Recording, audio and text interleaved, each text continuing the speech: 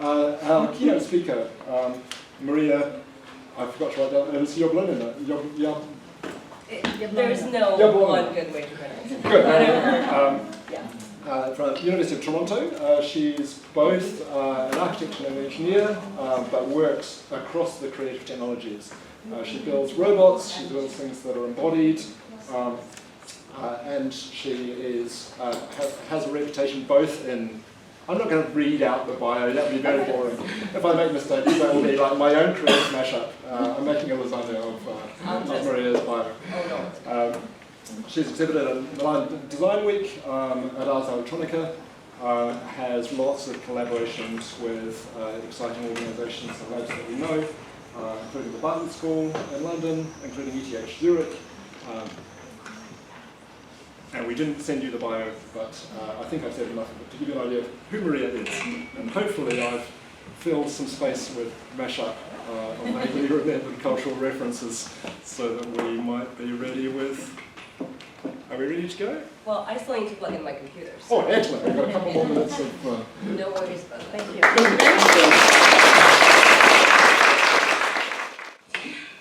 Hi everyone, it's a pleasure to be here. It's really, really lovely to have this opportunity to share my work with you. I've changed the title like 5 times today, and I don't know how many times yesterday. I feel like it still doesn't quite match what I'm going to talk about, but we'll see where this goes. So my name is Maria. I'm an assistant professor at the Daniels Faculty of Architecture, Design and Landscape at the University of Toronto, where I'm also a member of the Robotics Institute, by which you can already kind of tell that I'm an expert at wearing many, many hats. I'm an expert at being really anxious about the hats, their size, their quantity, their position on my head. It's all like very precarious. I'm trained as an architect and an engineer, sort of turned roboticist and artist through a series of accidental or intentional encounters, and I'm going to try and describe that practice to you today. Oh, also an important disclaimer, I will not be really talking about AI. I will be talking about machines and machine intelligence in a sort of embodied way, both looking a little bit into history and into my practice. So my art and research practice tends to do stuff like that. I make robotic systems that inhabit existing interior spaces and construct new layers of sculpture or architecture, depending on which term you prefer, within those spaces as they are. A normal project often begins with a site. I show up in a space, usually an interior space, something that is not too special, often mundane and maybe even boring. And after showing up, I would start figuring out how to augment or fit it with, and when I say fit, I mean kind of tailoring type of fit, with a machine system that co-occupies the space, that is designed for the space, and is designed to kind of inhabit it along with human habitants. What that really means is most of the time I spend doing this. Paying attention to the machines, troubleshooting some system or other that I've put together, trying to desperately convince it to either behave or at least not actively fall apart. But before we talk a little bit more about falling apartness, I have to acknowledge that this type of work lives in a very, very long lineage of machine space, machine, human occupation types of practices and discourses. And there are many ways to trace that lineage, and there are a few places that I like to kind of jump off of. So some of my favorite departure points is speculative visions of machine as architecture itself. In this case, the proposal that is sort of clearly cynical opposition to Corbusier's proposal of architecture as a machine for living, so in the sort of anti-modernist move, proposing something that is both ridiculous but also creates a conversation around labor and boundaries and country borders. Moving beyond architecture, and there should not be sound, I'm also kind of jumping off from some of the earlier experiments in embodied artificial intelligence that happen to happen in very mundane environments of a residence in this case. Residents of Vivian Dave and William Gray Walter, the latter will get all credit for all the work, which frequently happens.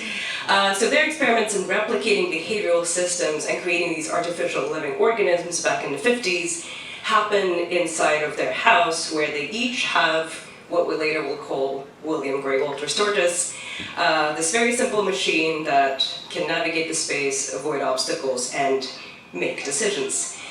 I'm not playing sound for this video, but if you have time and space, I really recommend watching it later. There's a lot of really weird gender stuff happening here, in the way the machines are gendered, in the way that this one is his machine and that one is her machine. Really complicated, but today we're not going to talk about that. What I would like to point at, though, is this idea of co-occupation, companionship, almost machines as pets. And they're both designed to be cute and pet-like and are talked about in that manner. And of course, we all know where that conversation ends today. Again, machines as companions to humans, machines as companions to machines, animals, cats wearing shark suits pursued by ducks. This is my favorite Roomba video ever. But moving on from cats into a slightly different conversation around machines and spaces, another way to look at it is the construction automation boom, where conventional construction and fabrication processes are either augmented or automated, and often that happens through existing equipment that would then be augmented with either teleoperating technology or sensors so that it can perform tasks in either autonomous or semi-autonomous way. And this particular image from Kojima Corporation, which is one of the big companies that does a lot of automation and construction, is really fascinating to me because there is a seat for a human that just happens to be empty because the human's actually somewhere else operating and surveying the process. And finally, probably the most famous, or maybe familiar to me, space around machines and spaces, or machines and making, is the industrial manufacturing process, where versatile robots aligned in rows and rows and rows perform repetitive tasks in a manufacturing line. And this is where I have to come out about a crush. I do have a crush on these machines. I have had a crush on these machines for a very long time. And despite it being kind of problematic and a really complicated relationship, I still do like them a lot. But I'm not alone, of course, and that's also important to admit.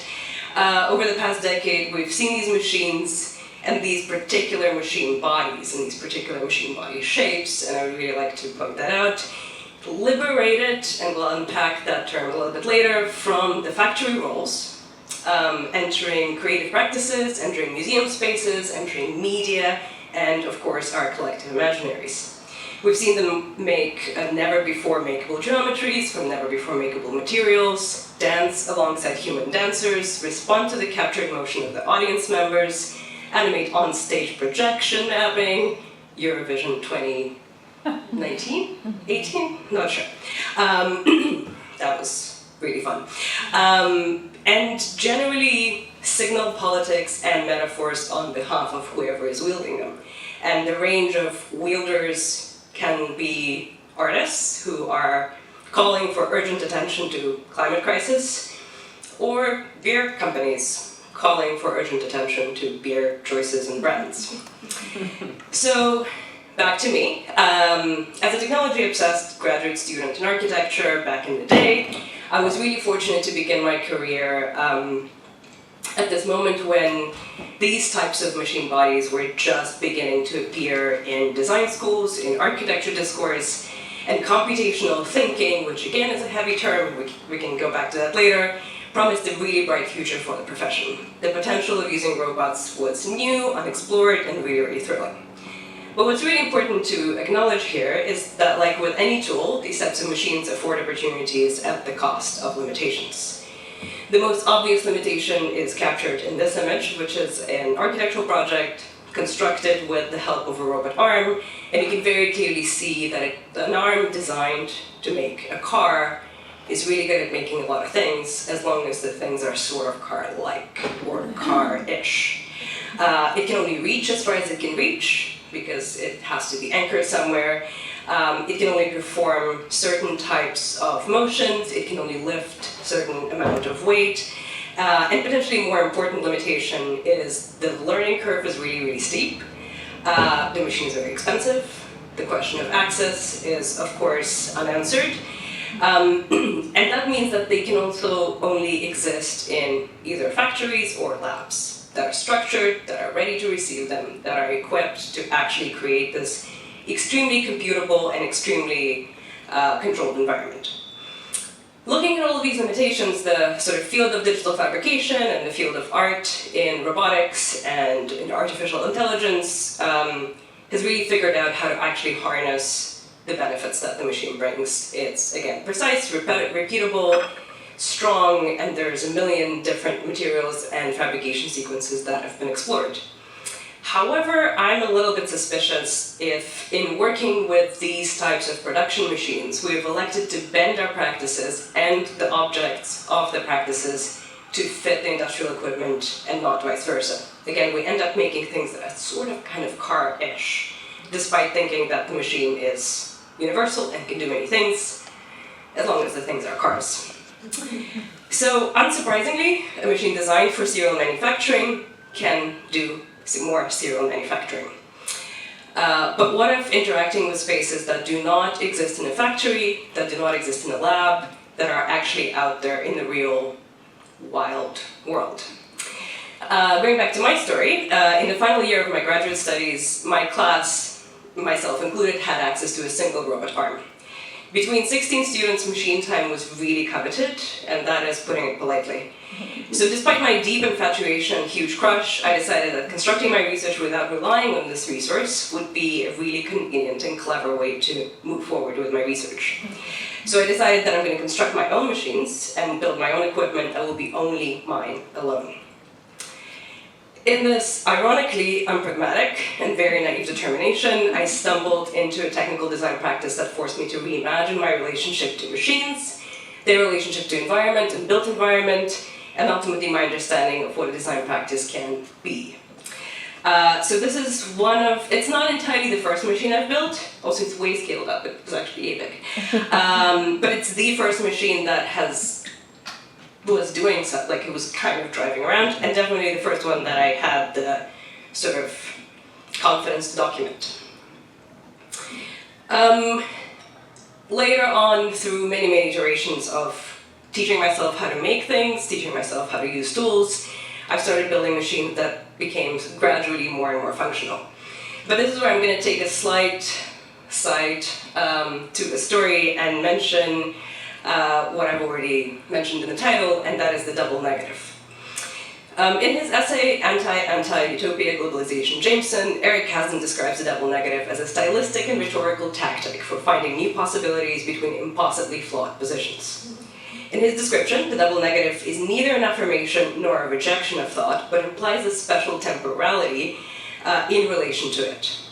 I, of course, was not aware of any of this, neither of Kasdan's writing or the double negative beyond funny jokes and memes. When I first started designing my machine prototypes, but in making them, I've actually been intuitively employing this tactic all along. So the systems that I've been building since my initial move into machine making embody it in more than one way. My machines do not move in the same way as industrial equipment, they're not constrained by the same limitations, they do not meet the same performance criteria, they're not carrying the same metaphors. And yet they're not digital fabrication machines.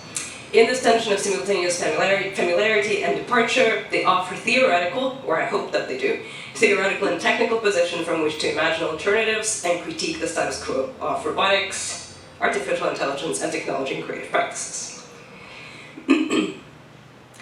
So this is one of the examples of the machines that I've been building, and the interesting moment in actually beginning this practice was taking that first step, not even making the first machine, but deciding what it is. So as a designer, as somebody who's trained as a designer, I had to figure out where to begin. And starting a robotics project with no robot is sort of like sitting down with a blank sheet of paper and writing an essay without really having a very good brief. The possibilities are endless, disappointment in the outcome is, of course, imminent. Whether by intuition or habit, I sort of started from a very familiar place. Again, trained as an architect, I found my criteria and my initial design brief in space, site, scale, and material. I began to search for ways to occupy spaces that industrial fabrication equipment could not reach. I chose to prioritize sites that were mundane, elements that were commonly present in the everyday architectural contexts like walls, ceilings, beams, and columns. So I ended up developing these machines that use building stock as sort of a substrate for new layers of architectural tasks. And in designing for those substrates, I found this opportunity to subvert the logic of robot-oriented design, which is a commonly used term, where everything that can be made must fit within the limitations of the machine. Instead, I had to first figure out what I'm making and then fit the machine into those limitations. It's not entirely as binary, because the machine, of course, always pushes back. So instead, they kind of ended up having to fit into the narrow, really narrow overlap between the physical limitations of space that I occupy, conceptual limitations of what I'm trying to do, financial limitations of my budget, which are always kind of intense. So they're kind of sitting in between, both literally and conceptually, between the surface of an interior wall and the boundary of the object that I'm actually trying to make. Every single machine system that I'll be showing you today is extremely task-specific and frankly pretty dumb. It can only do one thing, it is designed to only do that one thing, it just fits the design criteria demanded by the site, and not a single task more. And that is again where the not comes in, because in abandoning the versatility of industrial equipment, I was able to do anything that even remotely worked. So sacrificing versatility gives me access to a multiplicity of potential sites, potential spaces, and both in terms of discourse and in terms of literal space that I could occupy. Later on, and sort of retrospectively, I started calling this practice designing with machines, with in a very fashionable way with square brackets around it. Do not judge me. And I described it at the time as a collection of interdependent relationships. There's a relationship between the machine and the site, machine material, machine, because there are usually multiple machines in space, and machine designer, both as designer who is doing the machine design, but also designing the object that the machines are producing. And despite kind of categorizing them in that way, all of those relationships ended up seeping into each other and becoming a huge mess of parameters that, no matter what I was doing, were sticky and kind of all together. So for instance, in a rope weaving robot, one that you see on the screen right now, a change in rope material and thickness of it requires a change in locomotion motor torque to accommodate for new material weight. A change in motor torque, of course, necessitates a change in motor size, which then means that the whole footprint of the robot becomes larger. Larger machine is less maneuverable, means that path planning and hook placement strategies have to be adjusted. Hook placement dictates the resolution and pattern possibilities of the wound object, which in turn propagates all the way back to the choice of rope material. It's all very cyclical and really, really messy.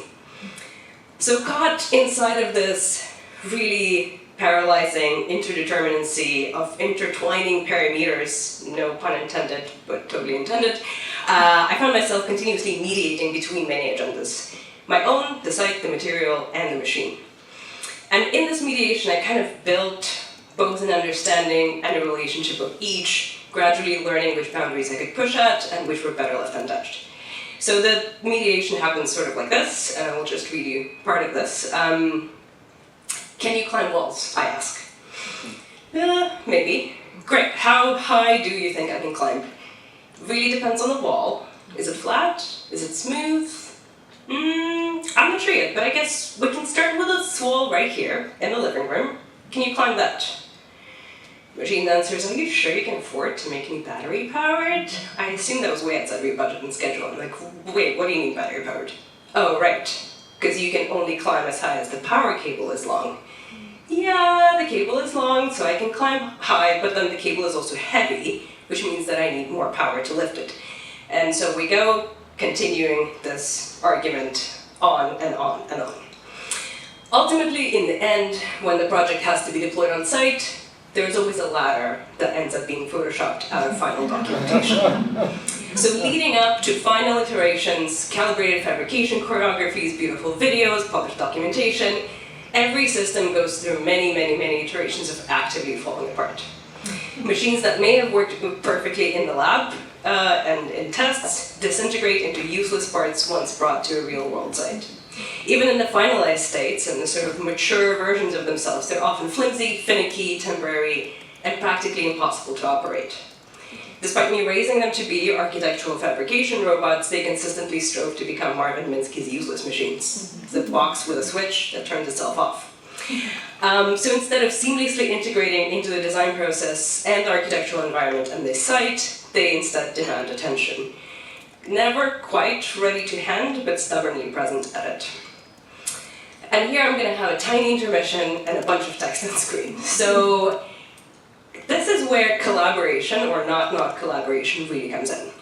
And here I would, before kind of going deeper into what collaboration means to me and collaborating with technology, I would like to first touch upon what even is a robot. And you'll notice that I try to use it as little as possible. I often choose to use machine.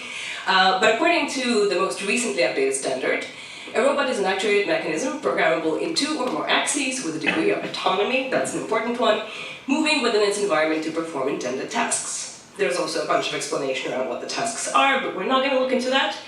And then collaborative operation in robotics is a state in which purposely designed robots work in direct cooperation with a human within a defined workspace. And the defined workspace is really an important term. Basically, if a human and a robot can be in the same space safely-ish, meaning the robot may hurt you but probably won't kill you, collaboration, done. Close the book, everyone's happy. And that's pretty much the opposite of what I mean when I talk about my practice. My collaboration happens also in the same workspace, but outside of it as well, as I design, put together, repair, operate these machines as they push back at my expectations of what they can be and how they should really work. Again, refusing to disappear into their toolness, they demand that I take the time and space to contemplate their function and context. They become research aids, really annoying research aids in a way, whilst not really becoming fabrication tools. So as I watch them reluctantly navigating the surfaces of the environment, I begin to notice the stark contrast between the utopian stories we tell about technology and the reality of spaces that we already occupy. When prototyping, setting up and calibrating these machine systems in built environments, I got to spend a lot of time in proximity to the environment itself, with my face up close to unevenly painted textures, non-planar walls, cracks in materials, errors, seams that should not exist in drawings but are there, and developing controllable and predictable systems for operation in these utterly uncomputable and incomprehensible environments demanded that I adapted.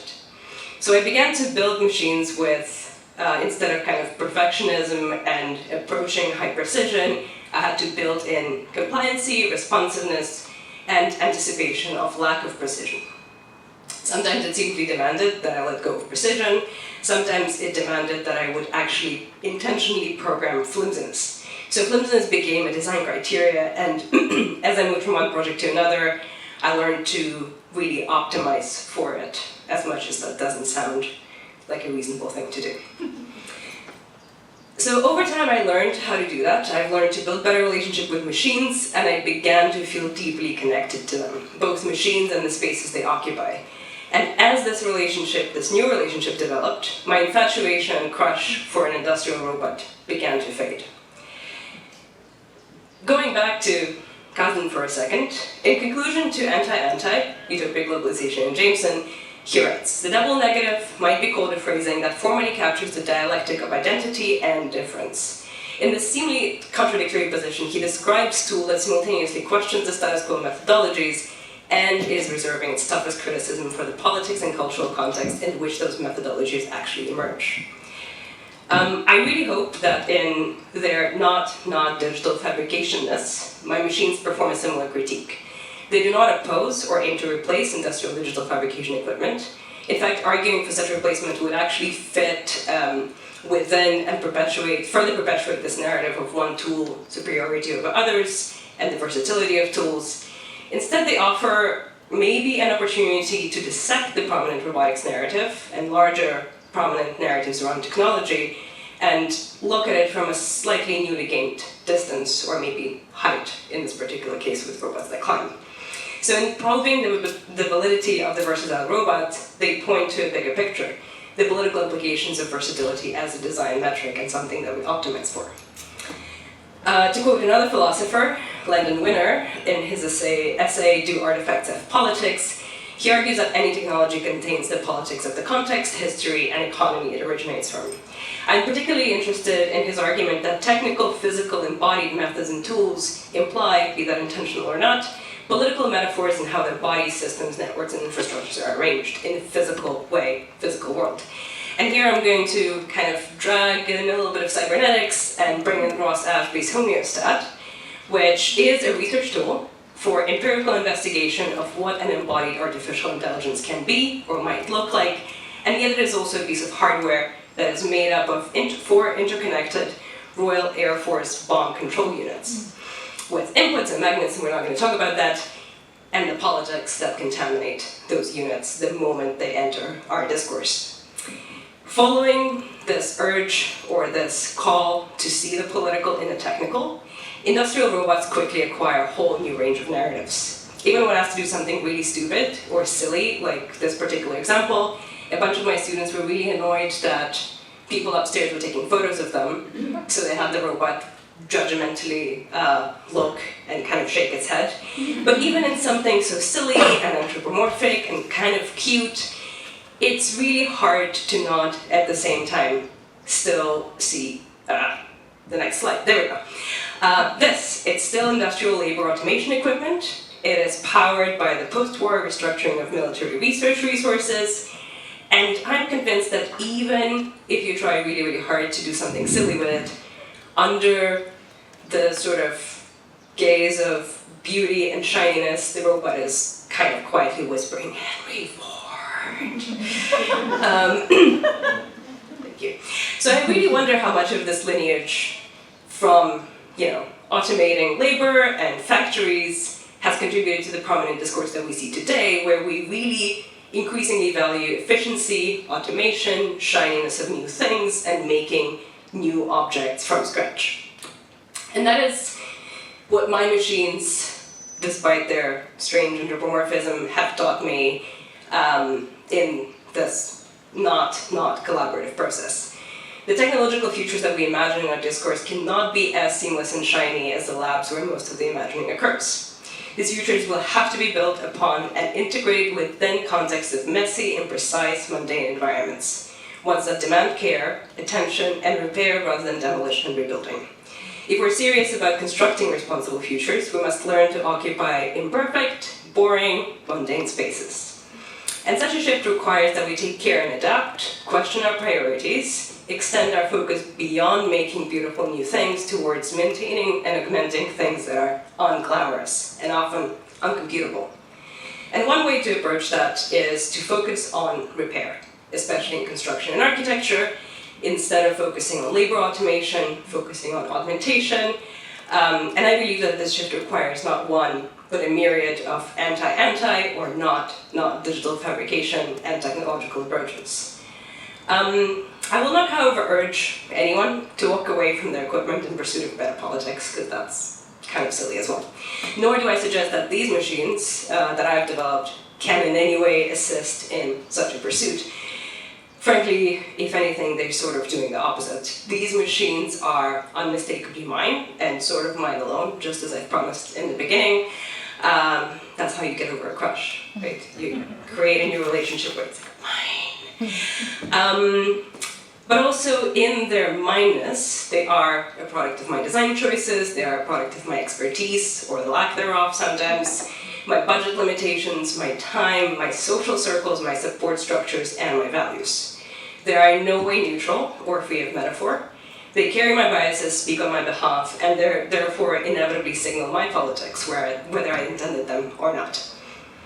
However, I believe that it is really important to think about these machines and relationships with them both as companion species in a sort of Harawaiian way, which I've been tempted to do for a very long time, and at the same time disentangle that definition of becoming with an object that is also created and constructed by me in a very non-equitable power structure between me and the machine.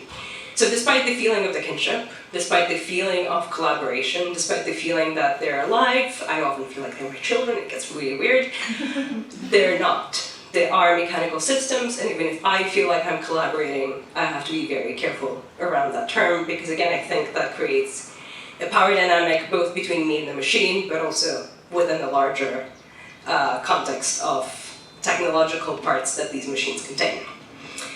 So to follow Winner's provocation to its logical conclusion, seeking the political and the technical, I must acknowledge further resolutions of metaphor embedded in these tools. As these machines are very mine, they're also product of their very literal embodied physical parts. So they're parts like motors and sensors and bolts and nuts and rubber gaskets, tape, vacuum cleaner parts. I've taken apart a lot of vacuum cleaners, 3D printing filament, CAD software, microcontrollers, and many, many other things whose origin stories they also carry with them. Created and placed in a discourse of digital fabrication and architecture, they're inseparable from the context and the metaphors of the context itself. So as they exist at this intersection of many contradicting agendas, they offer the space to look into each, but also, again, they're not quite perfect representations of the myriads of alternatives. So I would like to wrap at this point with one last joke, maybe. A few years ago, I submitted a paper to one of sort of shinier conferences in digital fabrication and architecture, and reviewer 2, because reviewer 2 is always the best reviewer, as we all know, responded, "This is an interesting design idea, but one that misses the main asset of industrial robots, versatility. An industrial robot can do many things, this system will do just one." I'm still bitter about the comment. The paper got accepted, but I'm still bitter about the comment. And I'm wondering if I indeed missed something in this definition of so-called versatility of equipment, but I remain skeptical. I'm convinced that alternative, non-versatile, sometimes non-functional machines really have a place to be in design and art practice. And I'm really hoping that they provide another way of both practicing but also imagining future ways of practicing in design, in technology, and I hope that they kind of create a map outside of robotics for other types of collaborative interactions with tech. And finally, I would leave you with this image and urge you to always look for the ladder that has been photoshopped out. Again, be that in robotics, be that in the physical world, in the digital world, I think we should start talking about ladders and respecting them a little more, because that's where the really interesting, weird tension happens. Thank you.